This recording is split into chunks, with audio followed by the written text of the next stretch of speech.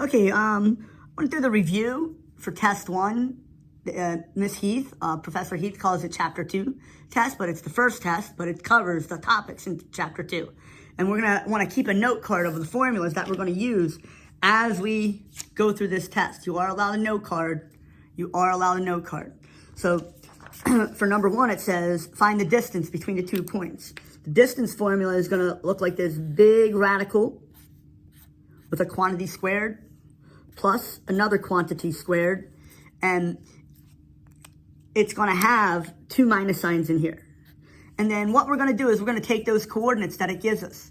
It gives us an x value of 4 and a y value of 7, an x value of negative 7 and a y value of 5. So we're going to plug in the 4 and the negative 7.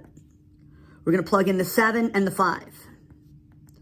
And then from there, we can use the technology. We can just run that into the calculator, and it will simplify it and evaluate it for us. So the square root of parentheses 4 minus negative, that's a minus negative, 7 close parentheses squared, plus parentheses 7 minus 5 close parentheses squared. And when we hit equals, it evaluates it for us, and it says 5 root 5. And notice the choice was 5 root 5, choice B. So that's one formula we're going to use on our reference sheet. The next one, it says find the midpoint. So the midpoint formula is going to be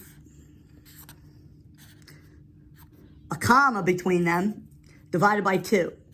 And it's actually the average. So you're going to add the x values and you're going to add the y values. So for this particular case, the x value is 7 and the y value is negative 2. 7 and negative 2.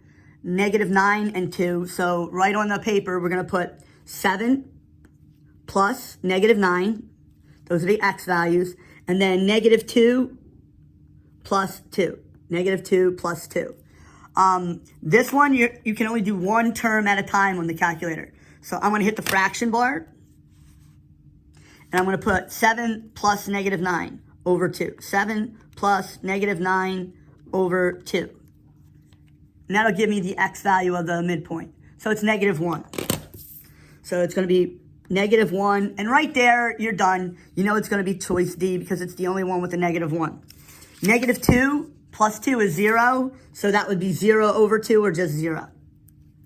Center radius. No calculator on this one. I'm sorry. So this one, you just go write the pencil and paper. It's going to be opposite, opposite squared. So ask yourself, what's the opposite of minus 2? So it's going to be x plus 2 squared plus parentheses y plus 5, close parentheses squared, equals that last number 8 squared, which equals 64. So it's got to end in 64. And it's got to be plus 2 plus 5. Plus 2 plus 5, choice C. Now graph the circle. So in order to do that, we're going to take the information opposite, opposite. So I need to find the center and the radius. So the center is going to be negative 5, the opposite, positive 5, the opposite. So negative 5, positive 5. And the radius is the square root of 16, which is 4. So all these choices have a radius of 4, but I just want to go left 5, up 5. And that would put me in quadrant 2. So it's going to be choice D. Now I have to use the circle to write the equation. So what I'm going to do is I'm going to find the center of the circle. And it seems to be 2, negative 4. So the center is 2, comma, negative 4. The radius, if you go from the center over to one of the edges, is 1, 2, 3, 4. So the radius equals 4. So it's going to be opposite, opposite, and then you square it. So parentheses, x minus 2, the opposite of positive 2, squared, plus parentheses, y plus 4, the opposite of minus 4,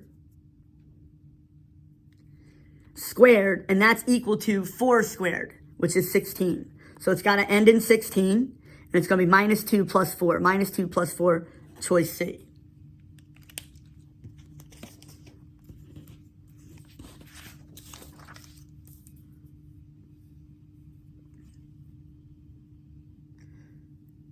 So now they want me to write the equation in center radius form, from center radius form to general form. So all we really have to do is FOIL that out. we have to FOIL out the x plus 6 and the y minus 5. So if you need to make a punnet or something, go ahead. I don't need to make a punnet for these. I can FOIL these out in my head. So x plus 6, y minus 5, and y minus 5. So x squared, 6x, 36. Y squared, negative 5y, 25. That's going to give me x squared plus 12x plus 36. Y squared minus 10y plus 25. And notice it's set equal to 5. So I add these up and it's equal to 5. So I'm going to subtract that 5 over from both sides. And then here comes the general form. X squared plus y squared. They do not combine. Plus 12x minus 10y. They do not combine. And then I'm going to add this column up and set it equal to 0. And that would be the general form. So 36 plus 25 minus 5. 36 plus 25 minus 5. That gives me 56. So plus 56. So it has to, oh, they want the center. I'm sorry. Oh, that's right. I'm good. So it's got to have a plus 56. So it can't be A or B. X squared plus y squared, 12x minus 10y plus 56. So in this case, it's choice C. Now, number 7 is really lightning fast. So for number 7, what you're going to want to do is just look at the 16x and 4y. So the 16x plus 4y, in order to get the center, I'm just going to look at those two middle terms, and it's going to be divide that by -2 and divide that by -2. That's going to give me -8, -2, and that's my center. And notice, it's multiple choice. I only need that. In order to find the radius, it takes a little bit more work. So for the radius, I believe it says, I can't see if it says plus 13 or minus 13. Oh, Nelly. To find the radius, you would kick that over to the other side, that 13. So I don't know if it's plus or minus right now. You do the opposite to get it over the other side. But to find the radius, what you're going to do is you're going to square -8, that's 64. You're going to square 2, -2, that's 4. And that adds up to equal 68. So this is probably minus 13. So I'm going to add 13 over to the other side. And that would give you 11, 81. 81 is not what goes there. The square root of 81 goes over there. So it's going to be 9. And notice they try to trick you with the 81. Let's go to the note card real quick. So on our note card right now, we have the distance formula, the midpoint formula, and it's going to be center radius, x minus h squared plus y minus k squared equals r squared. And then if it's in general form and they want the center, it would be x squared plus y squared plus, I don't know, ax plus by plus some solid number c equals 0. To find the center, all you do is divide the a term and the b term by -2. And that would give you the center, because it's going to be half and opposite. So that's a good note to have on your note card as well.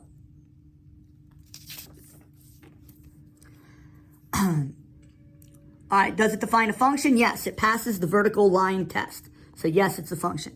Number 9, is it a function? No, it fails the vertical line test. A vertical line strikes it in 2 spots. Give the domain. The domain of this parabola is to the left forever, that's -infinity. To the right forever, that's +infinity. So the domain is going to be all real numbers, -infinity to +infinity. The range starts at 8 and then goes upward to infinity. So the range is going to be bracket 8, comma, infinity. No, they flipped it. No, It's got to be choice D.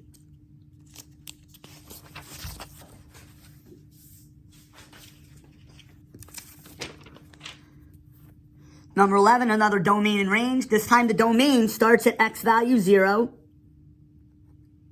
and goes to the right forever. The range starts at y value -2 and goes up forever. Domain is not all real numbers. It has an endpoint. Oh, that's correct, 0, but the range isn't all real numbers. The domain is correct. The range is actually incorrect, so it has to be choice D. All right, number 12, find the domain. This would be a good note card item. So the domain of anything under a radical. So I'm going to use this one as an example. Find the domain of x plus 6.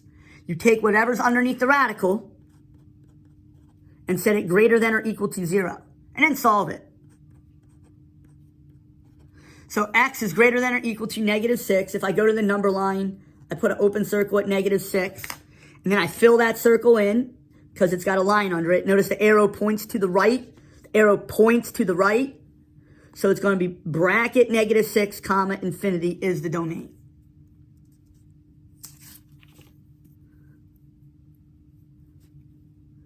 There's only one with that correct domain. Now, if we were to graph this problem, the vertex would be at -6, comma, 0. So it would be to the left -6, and it would go like that. So the domain starts at -6 with a bracket and goes to the right forever. The range starts at y value 0 and goes up forever. The range would be bracket 0, comma, infinity. Find f of 1/2. So I'm going to go right to the calculator. Be careful, please. Okay, number 14. They want to know when the function is increasing, decreasing, or constant. So it's never constant. A constant would be where it goes straight across. That would be a constant function. So it's never constant. So right now, I got to look for ones that say never constant. So that's a choice between C and D. Now it's decreasing. It's decreasing as I come from the left. As I come from the left, it's decreasing from -infinity to 0. So it's decreasing from -infinity to 0. Now this is a typo. This is a typo. It should be a parenthesis on that 0. Because at 0, it's neither increasing or decreasing. And then it's increasing from 0 to positive infinity. So it's going to be choice D.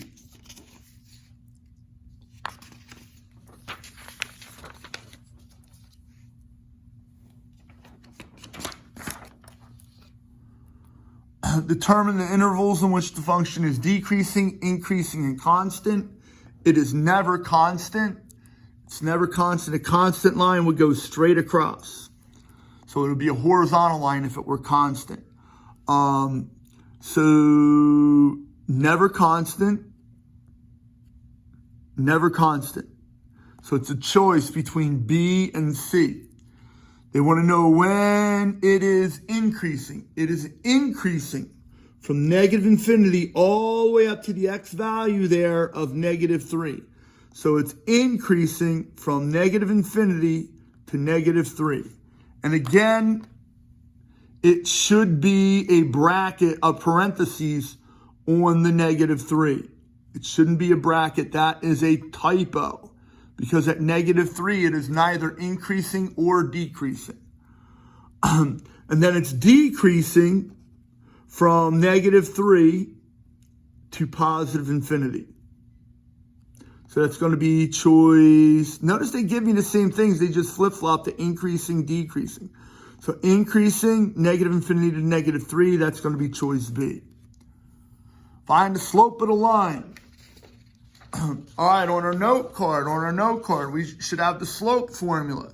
Slope formula equals y sub 2 minus y sub 1 over x sub 2 minus x sub 1. So to find the slope between these 2 points, I'm going to set up my little template. And I put the difference of the y's on the top. So it's going to be that y 2 and that y negative 3 over that y negative, that x negative 7 and that x negative 6.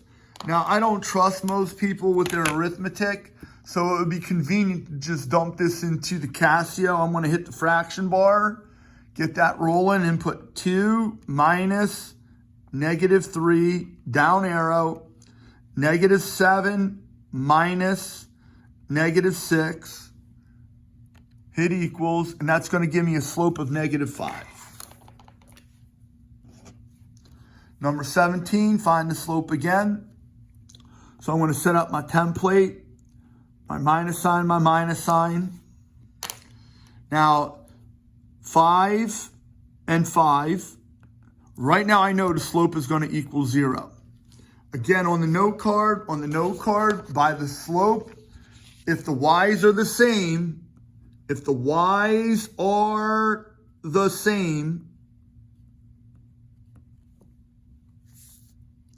slope equals 0. If the x's are the same,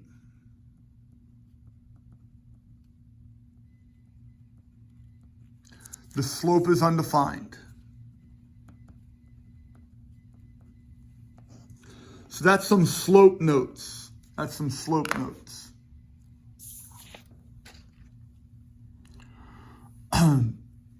Vux hoy. Okay, number 14, they want to know when the function is increasing, decreasing, or constant. So it's never constant. A constant would be where it goes straight across.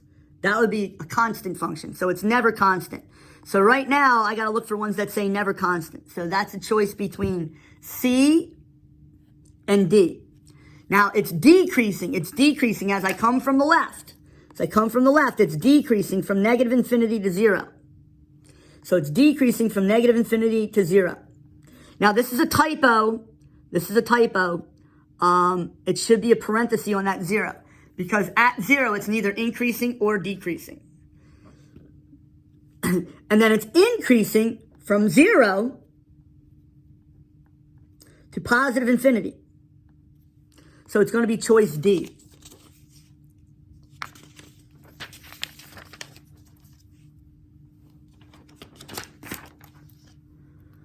Determine the intervals in which the function is decreasing, increasing, and constant.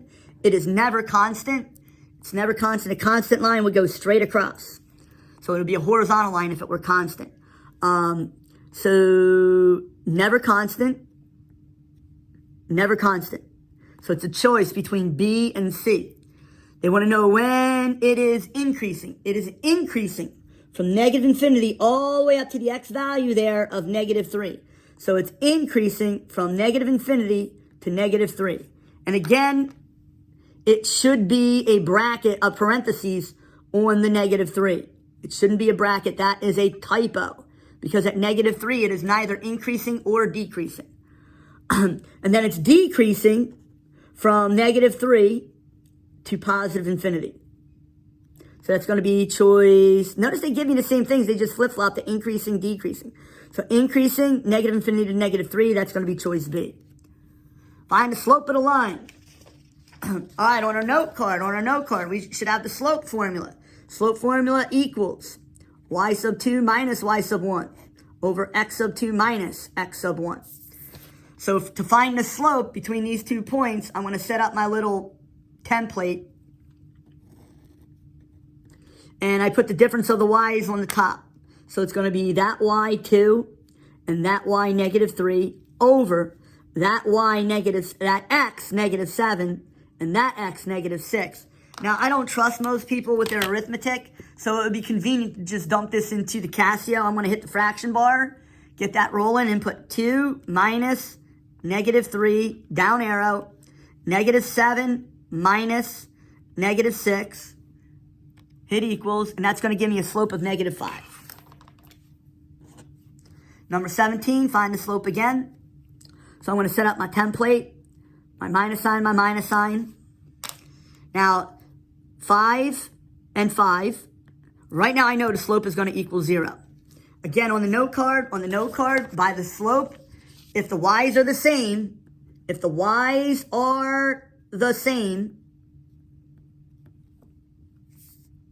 slope equals 0. If the x's are the same, the slope is undefined. So that's some slope notes.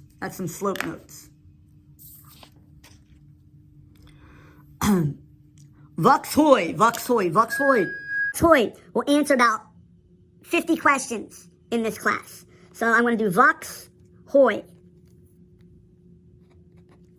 And it says, find the slope of the vertical line. Right now I know, since they said it's vertical, the slope is going to equal undefined.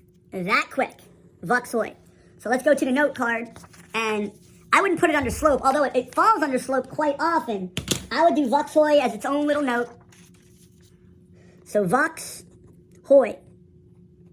That's a vertical line. That's a horizontal line.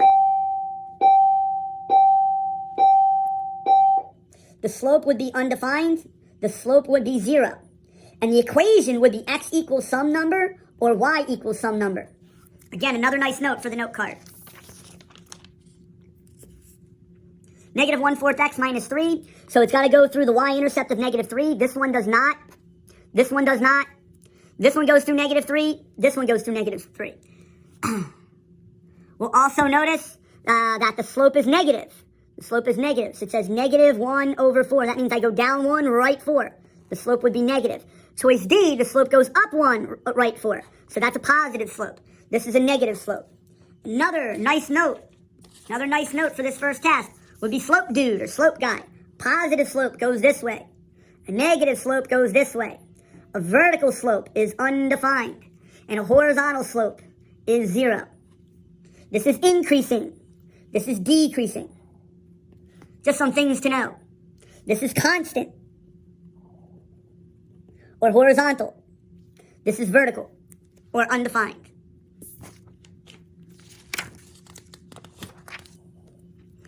Another graph the equation. It gives me x equals 4. Notice, it's just x, so that's going to be a vux. That's a vertical line. That is not a vertical line. That is a horizontal line. That is a vertical line. That is not a vertical line. Vux hoy. Write the equation in standard form. Okay, so it gives me a point, 0, 4, and the slope equals 3/5. Now, I don't do this the normal way. We're in college algebra. There's other ways to do things. Since the slope is positive, underneath this comma, I'm going to put a negative. And then we're going to look at that 3.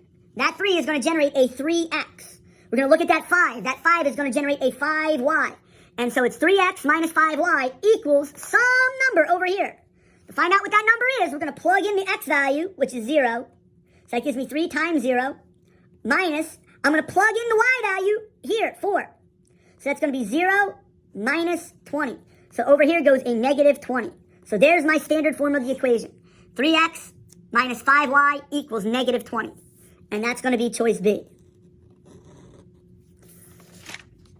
Write the equation that passes through the 2 points.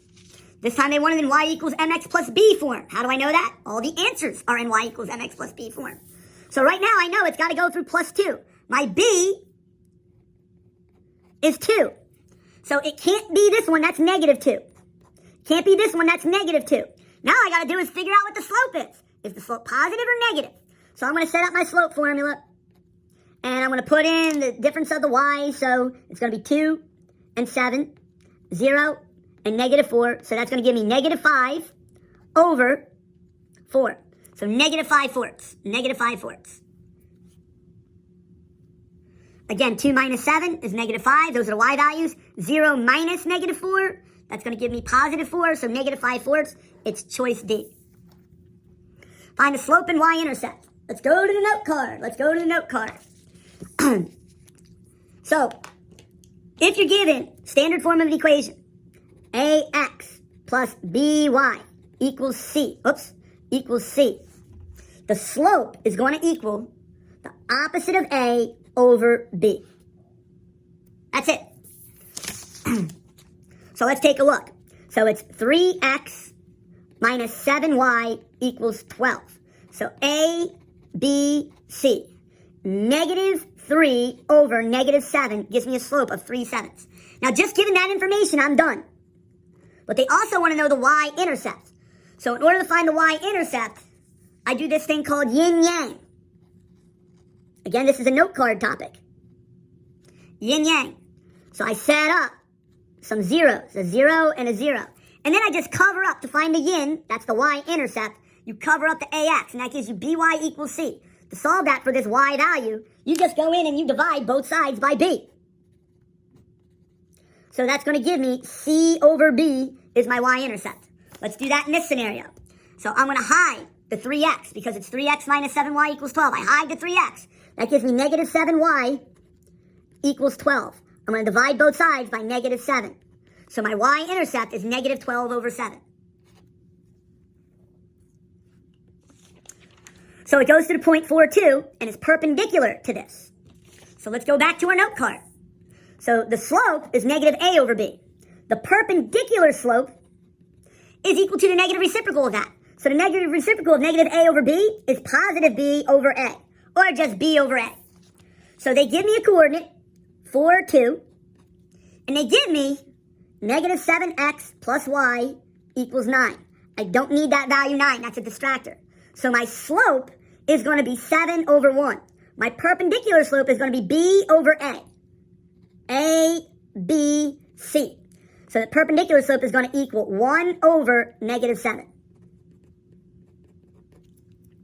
So now I know my slope is negative 1/7. So that gives me a choice between A and B. It goes through the coordinate 4, 2. I'm going to do the Pistolnik method. Zoe Pistolnik has a nice method. She'll just grab a blank piece of paper, plot the point 4, 2 that they give you. They give you the coordinate 4, 2. 1, 2, 3, 4, 1, 2. And the slope is negative 1/7. So from that point, I go down 1, right 7. I go down 1, right 7. Now to get to my y-intercept, I'm going to have to go up 1, left 7. And then ask yourself, is that a positive y-intercept or a negative y-intercept? That is obviously a positive y-intercept. So it can't go through negative 18/7. It has to go through positive 18/7.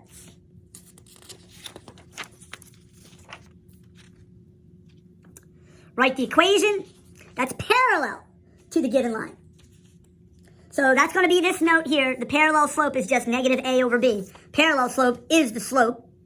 It goes through the coordinate negative 2, negative 6. My slope is going to equal opposite of a, which is negative 4, over b, which is negative 2. So the slope is just going to equal positive 2. So it's going to be 2x. So I have a 2x here, and I have a 2x here. Again, I'm going to use Zoe's method. Pretty good method. Otherwise, I wouldn't be giving shout-outs. So I'm going to put an xy axis. I'm going to plot the point negative 2, negative 6. So I go left 2, I go down 6. 1, 2, 3, 4, 5, 6. It's just a guess. And my slope is up 2 over 1. Up 2 over 1. And notice, it goes through at a negative value, not a positive value. So it goes through at around negative 2.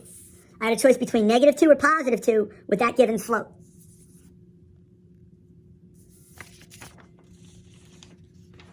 So it goes through 5, 3.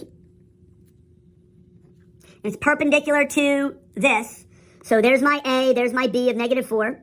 So it's going to be B over A, negative 4 over 3. B over A is my perpendicular slope. So my slope equals negative 4/3.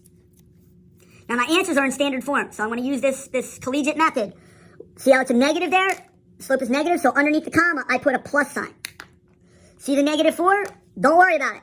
Just put 4x. 3y equals some number. So if I go over here, there's only one choice that gives me 4x plus 3y. Let's figure out how to get that 29. So I notice that the x value is 5. So 4 times 5 is 20. Plus the y value is 3. 3 times 3 is 9. So that equals 29. And that's how you get the standard form. Polynomial stuff. When f times g, when x is 3. So I'm going to throw the 3 into f. So that would be 3 minus 6. And I'm going to throw the 3 into g. I might need the calculator for that one. This is going to give me negative 3. And then I'm going to plug the 3 into that. So it's going to be 3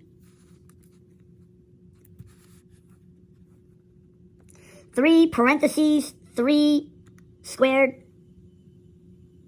minus 15 parentheses 3 minus 2. So that's negative 20. So negative 3 times negative 20 is positive 60. F minus g of x. This is the one everybody gets wrong. Okay, it's not high level. So it's f minus g. So f is 3x minus 6. G is 5x minus 3. And they want me to subtract them. However, you have to subtract the whole quantity. You have to subtract the whole quantity. So that means I have to distribute that negative. That would give me negative 5x plus 3. So 3x minus 6 minus 5x plus 3. 3x minus 5x is negative 2x. Negative 6 plus 3 is negative 3. So negative 2x minus 3.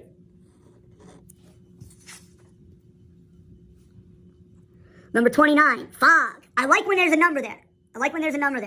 So what I'm going to do, it says f of g of negative 4. You put the negative 4 into the item into the value that's closest. So the g is closest. So I'm going to put negative 4 into g. I'm going to find g of negative 4. Number 29, it's fog of negative 4. So what you want to do is take the negative 4 and plug it into g first. So I'm going to find g of negative 4. That's going to equal negative 3 times negative 4 squared plus 3 times negative 4 minus 8. I'm going to jam that into the calculator.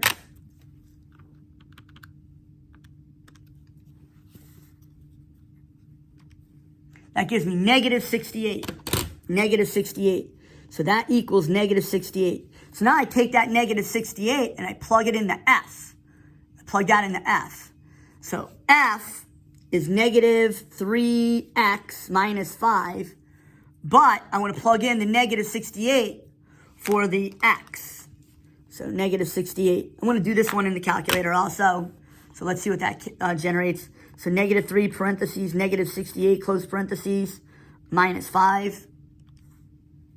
199. 199. And there it is, 199.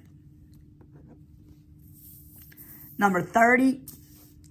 Goth. So of negative 27. So I want to put the negative 27 in the F. I want to put the negative 27 in the F. So I'm going to find F because it's closest to it. I want to find F of negative 27. So that's going to give me negative 27 minus 8 over 7. I don't like that one. I'm going to go right to the calculator. Hit the fraction bar. Negative 27 minus 8 over 7. Should be a nice number. Negative 5. Negative 5. Now I take that negative 5 and I plug that into G. So G is 6x plus 9. But I want to plug in that negative 5. Negative 30 plus 9, I think is negative 21. Bingo.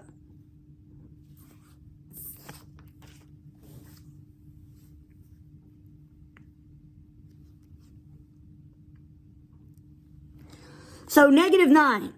Is negative 9 less than 9? Yes. So I'm going to take that negative 9 and plug it in to this first equation here, this piecewise. So it's going to be 4 times something plus 1, and that something is the negative 9. Negative 36 plus 1 is negative 35.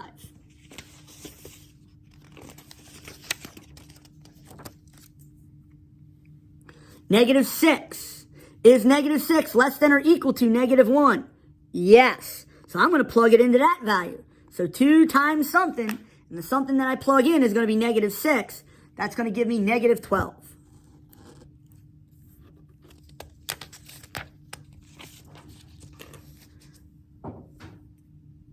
Graph the piecewise. I can usually get away, with just the horizontal line. So that says f of x equals negative 2, where x is greater than or equal to 1. So that's y equals negative 2. That's a HOI. That's a horizontal line. And it starts at 1. So at 1, comma, negative 2, it's going to be a closed circle because there's a line under it, and it's going to point to the right. So usually I can get away with just that information. Usually I can get away with just that information. Open circle, it can't be that one. It's not a horizontal line. It can't be that one. It's not a horizontal line. It can't be that one. It is a horizontal line, and it starts off with a closed circle. Has to be choice A. This one is a positive slope to the left of 0, and the parabola to the right of 0. It's going to be open circle, closed circle. Open circle, closed circle, A works. The parabola is supposed to be to the right, and the line is supposed to be to the left. It can't be B. It can't be a closed circle over a closed circle. That's not a function. The line, 2x plus 2, has an open circle in it. It can't be D. It has to be choice A. Opposite, same. When we deal with circles, it's opposite, opposite. When we deal with parabolas, it's opposite, same. So the opposite of positive 1 is negative 1. The same as negative 3 is negative 3.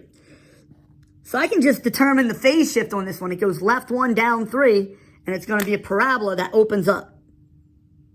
So it's going to be in quadrant 1, 2, 3. It's going to be in that quadrant. So let's look at our choices. That's in the wrong quadrant. That vertex is in the wrong quadrant. That vertex is in the correct quadrant. That vertex is in the wrong quadrant. It has to be C. Opposite, same. Opposite, same. The opposite of negative 2 is positive 2. The same as negative 3 is negative 3. Opposite, same. So if I go right 2, down 3, it's a negative out front, so that means it's going to be concave down. It has to be in quadrant 1, 2, 3, 4. The first choice is in quadrant 2, it can't be A. It's in quadrant 1, it can't be B. It's in quadrant 4, it could be C. It's in quadrant 3, it can't be D. It has to be choice C. Absolute value is a V. Absolute value is a V. Opposite, same. So it's going to be negative 2, positive 5. So if I were to graph that, it would go left 2, up 5. It would be in quadrant 2. So I can start eliminating stuff. That one's in quadrant 2. This one's in quadrant 2. This one's in quadrant 3. Now, notice it's a 1/3 out front. If it's a fraction that's smaller than 1, so if it were 3/2, this idea wouldn't work. But because it's got a fat bottom, it has a very wide opening, okay? It's a very wide array of points.